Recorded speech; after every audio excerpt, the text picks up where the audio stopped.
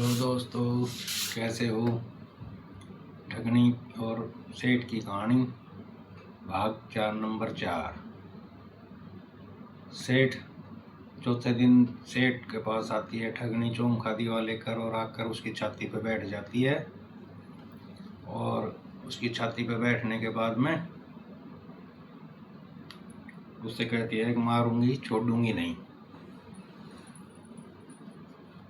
सेठ कहता है कि तू जो पाप करती है उसका भागी क्या। इसके खाने वाले भी हैं। कौन कौन है तुम्हारे घर में इसका खाने वाला। ठगनी कहती है मेरे माताजी हैं, मेरे पिताजी हैं और मेरे भाई बहन हैं। तो सेठ कहता है कि उनसे पता करके आओ क्या वो भी इस पाप पे भागी है। अब ठगनी जाती है अपने माताजी और पिताजी से पूछती है, पिताजी जो मैं पाप करती हूँ क्या आप उस पाप के भागी हो। अब पिताजी और उसकी माताजी ठगनी की कहते हैं कि नहीं, जो पाप करेगा वही उसका भागी होगा। अब ऐसा ही उसके भाइयों ने कहा। ठगनी वापिस आकर कहती है, सेठ मैंने तो बहुत पाप किया है और उस सारे पाप के भागी में ही हूँ। तो कह रही है, सेठ छोड़ दूँ अब भी कि नहीं मैं आपको। बोले अब क्यों नहीं, मैं अब क्यों मारेगी। बोले नहीं मैं मारूंगी अब, नहीं तो मेरे से शादी कर। सेठ मरता क्या ना करता, सेठ ने उससे फिर शादी की और ठगनी को लेकर के अपनी नगरी में आ जाता है।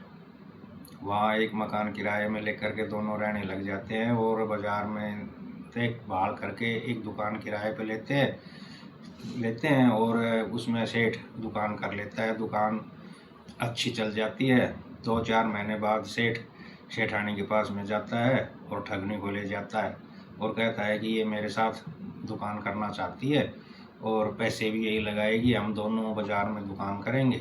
सेठानी उनका काम मान जाती है और बाज़ार में दुकान पर दोनों जाते हैं और बढ़िया उनका काम चल जाता है। और बराबर में एक प्लाट लेके उसमें मकान बना के और दोनों रहने लग जाते हैं। अब एक बार ना उसमें से अपने मकान में निकाल लेता है, कभी ठगनी के पास कभी सेठानी के पास। ऐसे उनका टाइम व्यतीत होने लग जाता है। सेठ की कहानी पूरी हो जाती है। ठगनी सेठ की कहानी पूरी हो जाती है। अब मैं आपको दूसरी कहानी सुनाता हूँ। एक गांव के अंदर एक ठाकुर रहते थे। ठाकुर के एक कन्या वो जवान हो गई थी। ठाकुर ने नाई और ब्राह्मण को बुलाया और कहा कि भाई लड़की के लिए कोई अच्छा सा लड़का देखो और जैसी लड़की है वैसा ही लड़का देखो। अब नाई और ब्राह्मण दोनों ठाकुर की लड़की के लिए लड़का देखने के लिए गांव-गांव घूमते हैं। एक गांव में वो जाते हैं, वहाँ वो बताते हैं कि हमारे ठाकर साहब के ऐसी लड़की है और हमें ऐसा लड़का चाहिए। तो गांव के कुछ लोगों ने कहा कि भाई ऐसा लड़का तो गांव के बीच में एक ठाकर साहब रहते हैं, उनका ऐसा लड़का है जैसा आप बता रहे हो आपकी लड़की के योग्य।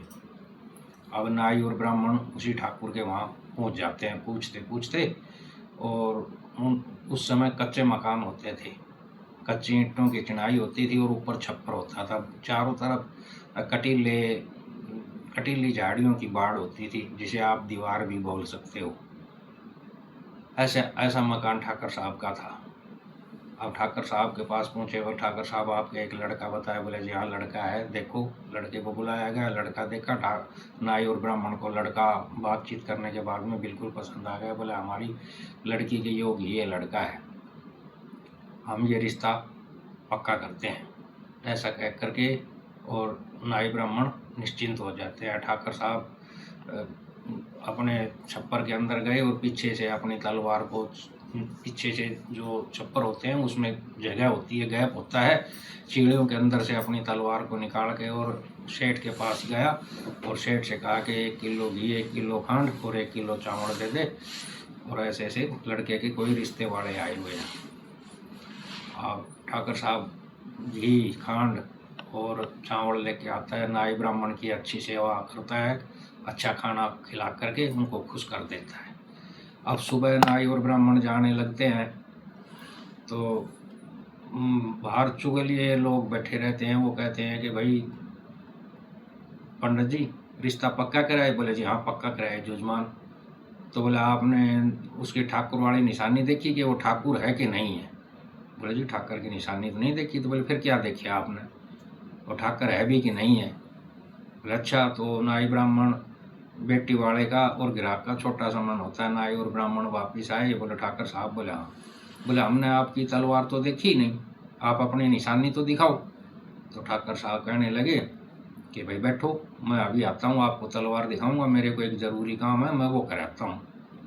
तो नाई ब्राह्मण बैठे थे, आराम से निश्चिंत हुए, भाई ठीक है ठाकर साहब आ जाता है, बाद में तलवार दिखाएगा। उसने ठाकर साहब ने क्या काम करा, अपने बर्तन जितने भी थे पित्तल के तांबे के सब एक बोरी में डाल के और उस बाड़ से पीछे डाल दिए और पीछे से जा कर के और वो ले जा कर के सेठ के पास गिरवी रख दिए। सेठ, किसी ने चुगली खा ली, आप ये बर्तन रख लो और तलवार मुझे दे दो। अब सेठ बोला कोई बात नहीं है, मेरे को तो बरोबर का सामान चाहिए। अब सेठ के पास में वो बर्तन रख के तलवार को लेके आया और पीछे से उसी छप्पर की चीड़ों के अंदर देख करके और बाहर से और घूम के घर के अंदर आ गया और कहने लगा, हाँ जी पंडित जी क्या कह रहे थे, आप बताओ, मेरे को कोई ज़रूरी काम था, वो मैं कराया। बोले भाई हमें आप अपनी ठाकुर वाली निशानी दिखाओ। बोले जी अभी दिखाता हूँ। वो गया छप्पर में और तलवार को खींच चीड़ों के अंदर से और बोले जी ये देखो तलवार, ये तलवार है। नाई ब्राह्मण बोले ठीक है भाई, अब हम चलते हैं जुजमान। शाम के 6 साढ़े 6 का टाइम हो गया, मौसम भी ठंडा हो गया और वो दोनों बाहर चले तो वही चुगलखोर वहाँ बैठे थे। बोला जी पंडित जी रिश्ता पक्का कराए। बोले हाँ भाई पक्का कराए। बोले हमने आपने तलवार की कही। बोले हम तलवार दिखाए, तलवार दिखा दी ठाकर साहब ने। तो बोले आज शाम को डटो, आपको खाना किस चीज़ में खिलाएगा, वो अपने बर्तन तो गिरवी रखे है सारा। बोले हाँ जी। बोले सारे बर्तन तो वो गिरवी रख के आ गया। तो नाई ब्राह्मण वापिस आ गए, चलो भाई देखते हैं क्या माजरा है। नाई ब्राह्मण आ गए, बोले जुजमान रात हो जी, वार बहुत हो जाएगी, रात हो जाएगी, हम घर नहीं पहुंच पाएंगे, रात को रुके, हम सुबह जल्दी जाएंगे। बोला ठीक है जुजमान रुको। तो अब उसने ठाकर साहब ने क्या काम करा, उनको दूसरे छप्पर में बैठा दिए, वहाँ बैठो भाई आराम से, आराम करो नाई ब्राह्मण को। और तलवार को दूसरे छप्पर से देख के चीड़ों के अंदर से तलवार को खींच के ले गया और जाकर के सेठ को बोला, सेठ अब तलवार रख ले, बर्तन दे दे और 1 किलो घी और 1 किलो खंड और 1 किलो चावल और देते हैं। अब सेठ बर्तन लेकर के उसी बाड़ के ऊपर से पीछे फेंक के, वो ठाकुर उसी बाड़ के पीछे से फेंक के बर्तनों को और ले आता है और उनको बहुत फिर अच्छा भोजन बना के खिलाता है नाई ब्राह्मण को। नाई ब्राह्मण बहुत खुश हो जाते हैं। अब सुबह चलने लगे तो वही फिर चुगलखोर मिल गई। बोला पंडित जी रिश्ता पक्का कराए। बोले हाँ पक्का कराए। बोले आप वो तलवार गिरवी रखा है, बर्तन लिया है। जब नाई और ब्राह्मण कहने लगे कि जब इतनी ओढ़ सोड़ कर सकता है तो बोला हमारी जुजमान की बेटी भूखी थोड़ी मरेगी, आए रिश्ता पक्का। ठीक है दोस्तों, ये कहानी यहीं ख़त्म होती है। जय हिंद, जय भारत।